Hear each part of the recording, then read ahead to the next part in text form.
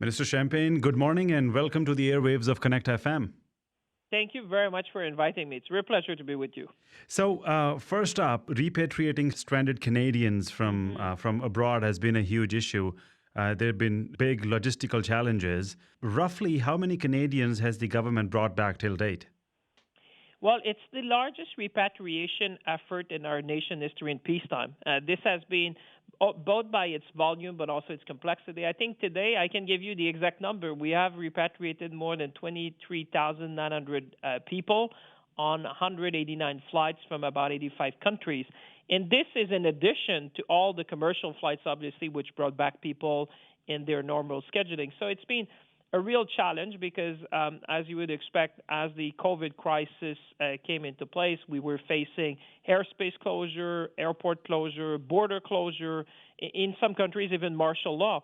So, like I said to Canadians many times, getting the plane to a jurisdiction is sometimes the easy part. It's to get people to the plane, which get very complicated when you have countries which are in lockdown, because then we need to negotiate with local authorities about access and safe passage for people to be able to travel for wherever they might be to the closest airport. And Minister Champagne, how many Canadians still remain abroad who are registered with Foreign Affairs Canada wanting to come back? Well, this is not an exact science because, there are some people who are considering the situation in the particular jurisdiction where they are and may decide that it's in their best interest to stay where they are and to wait for commercial travel to restart and resume, and that when some of the lockdown are lifted. So we believe we still have thousands of Canadians. Like I said at the very beginning with the Prime Minister, despite our best efforts, we may not be able, we're not likely to be able to repatriate all the Canadian travelers stranded abroad, but we will do our very best to be able to support them wherever they might be. I want to ask you specifically about repatriation flights from India. More than a dozen flights have already arrived in Canada. Initially, there were a lot of headaches and hiccups in this process. What were some of the initial roadblocks and how are things proceeding now? Well, I would say it was, yes, there was some complexity in India, but we faced complexities, I would say, if we repatriated people from 85 countries. I would say we had complexity pretty much in every country where we repatriated people. What we were facing, and I must say, in India was obviously some of the rules which change over time with respect to quarantine, with respect to the manifest that we needed to provide to the authorities. And every country obviously is taking measures to protect the health and safety of citizens. So I must say that through my conversation with my counterpart, the Foreign Minister of India, we were in touch at least 2 or 3 times during the crisis already to try to see how we can do to repatriate those Canadians. And I must say, I want to thank the Indian government for working with us. But these repatriation efforts are always challenging. They've been challenging for us. I can assure you when I talk to our allies, the United States, the UK, and other countries, and you have to realize that when this crisis started, every country were trying to repatriate their nationals at about the same time. So we were facing some challenges, but I think we've been able to work through that. And like you said, now we have 14 flights which we have repatriated as we speak, more than 3,000 Canadians who are in India. If you look at the planned flights we have, that will add another 12 flights, another 3,500 people. So by the time we have done that and contemplating also a fourth wave, we will probably have repatriated close to 10,000 people from India on about 30 flights in a matter of weeks. And I would say when I compare to all the other nations or allies, we are in a pretty good position. I appreciate the stress and the anxiety which is created. That's why I've been talking to a number of Canadians abroad to make sure that, I understand what they're going through. That's why we did a survey. I want to say that High Commissioner Nadir Patel did a survey where we had more than 10,000 Canadians who replied to the survey. So we know exactly their needs, we know where they are, and we're going to work to make sure that we can help them as best as we can. And Minister, is there also a plan to bring back the permanent residents? Because, we get a lot of messages from our listeners who are currently in India, but they're permanent residents and they do not have an accompanying family member who is a Canadian citizen. Are there plans in the works for that category of people as well? Well, we have approached the issue of permanent residents with an open heart and an open mind. We know that they are making a great contribution to our country. So what we did is that when we could accommodate, we have allowed permanent residents, sometimes vulnerable permanent residents to be. But it's really a matter of capacity. I would say because of the volumes that we were seeing, the protocol we have been applying across, our repatriation effort in 85 countries has been similar, but always in a very Canadian way. Mm-hmm. One which is always mindful of people who can be in distress and trying to do our best. But I'm sure you would appreciate when you look at the volumes that we were facing. When we started that, we were looking that there were hundreds of thousands of people. Thanks to our partnership with airlines, many of them came back to their own means, and now we're working to facilitate commercial flights. And because otherwise people would have great difficulty to come back home. So we will continue with an open mind. But also, we have to be mindful of this is really an emergency repatriation for Canadian travelers, and we will continue to help as many people as we can. I've actually read reports where, you've resorted to some unconventional measures yourself, using WhatsApp and direct text messaging and, talking directly to the CEOs of airlines. How has that process been for you, personally speaking? Listen, it's been very unconventional diplomacy. It's efficient, it's fast, it's to the point.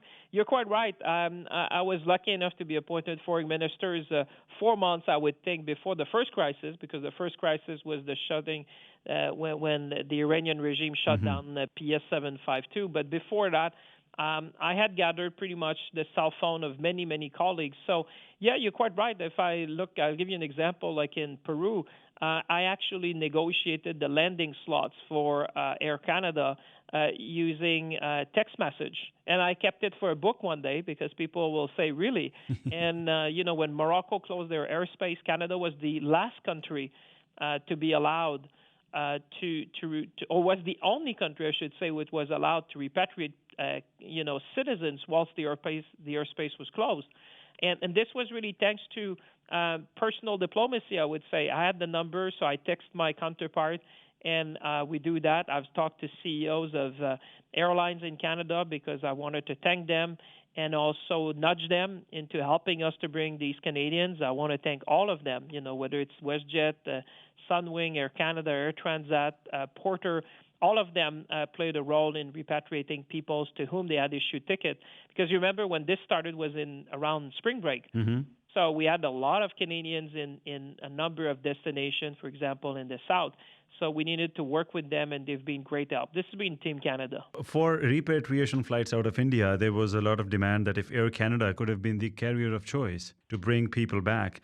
But, we've had to resort to Qatar Airways, and there are so many different stoppages through which the flight ultimately gets into Canada. Was there not a way to get Air Canada to do this? Well, we tried, but as you know, commercial airlines make their decision.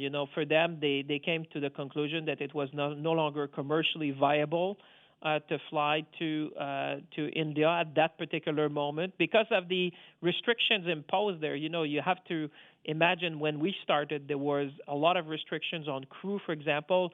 And I had a lot of questions when people were comparing people flying to North America as opposed to flying in Europe. And I had to explain to many people it's very different. When you fly to Europe from India, it's the same crew that goes back and forth. They never leave the cockpit, so they were not subject to the same regulation. That's why you saw very few direct flights from India to North America, whether it's Canada or the United States, because the rules were not the same. Because obviously with crew rest, when you have a crew coming to North America, at some stage they would have been subject or potentially subject to quarantine rules in India.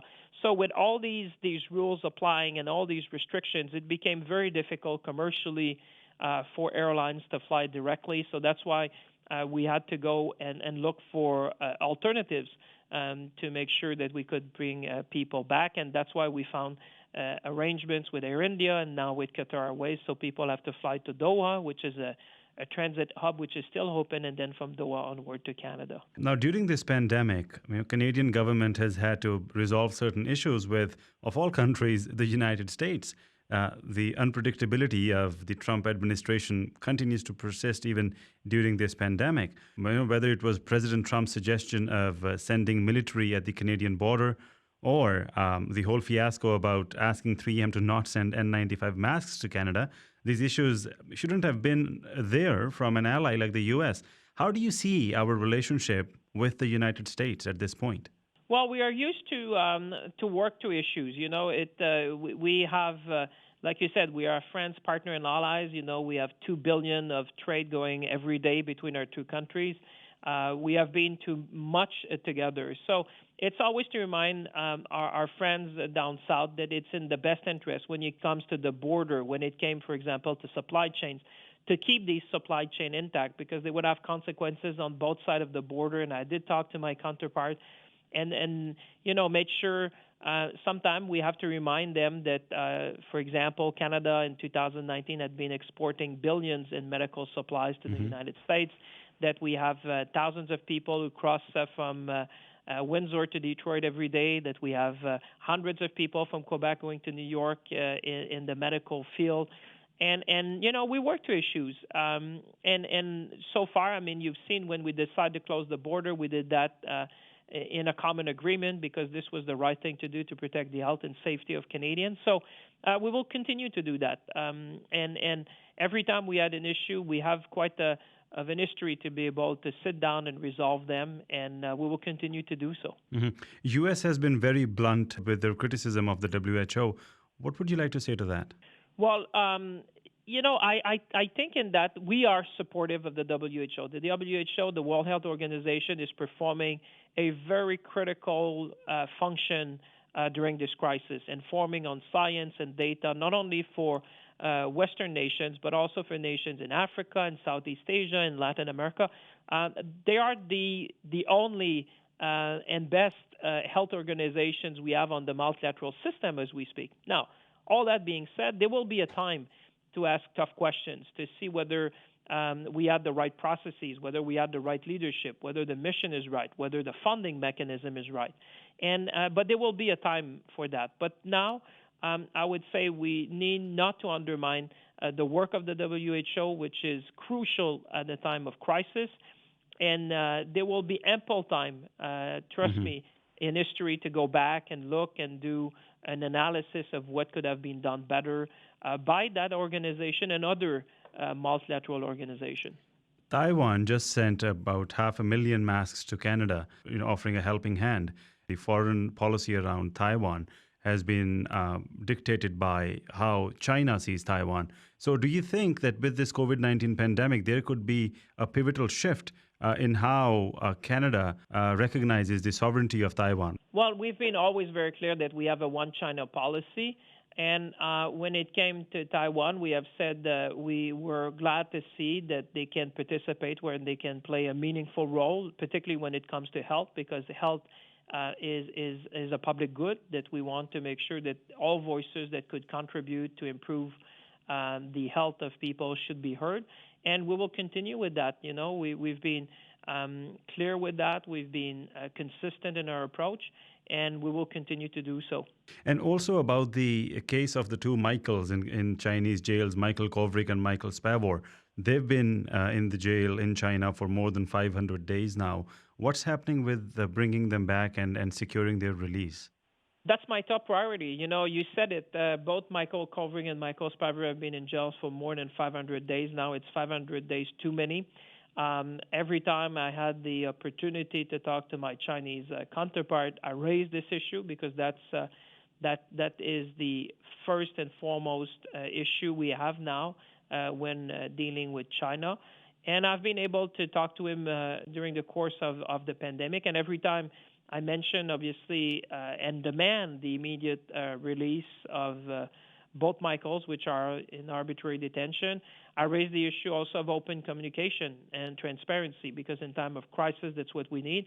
And finally, I've been pushing and trying to get assurance with respect to crucial medical supplies, both in terms of quantity and in terms of quality.